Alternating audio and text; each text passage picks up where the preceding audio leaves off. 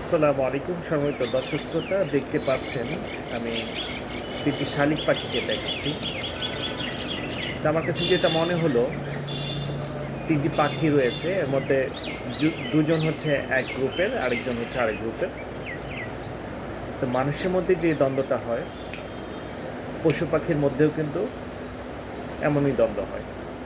তো যখন একজন আরেকজনকে সহ্য করতে পারে না, তখন কিন্তু ওর দলের সাথে যে জড়িত আছে, ওর সহধর্মিণী যে আছে, তাকে নিয়ে কিন্তু অ্যাটাক করে এবং কি এর প্রতিশোধ নেওয়ার চেষ্টা করে।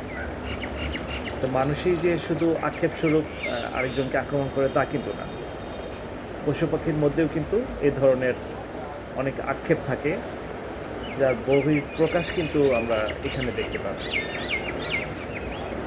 আসলে এই বিষয়টা আমাকে বেশ খানিকটা দৃষ্টিতে লাগলো যে আসলে পশু পাখির মধ্যেও এমনটা হয়ে থাকে।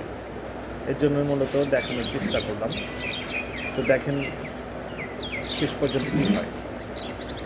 আসলে পাখি, তাদেরকে আমরা আসলে অন্যরকম দৃষ্টিতে দেখে থাকি, কিন্তু পাখিদের মধ্যেও কিন্তু অনেক ধরনের জটিলতা রয়েছে, যেটা আমি দেখতে পাচ্ছি। আরেকজন কিন্তু মাঝখানের থেকে কিন্তু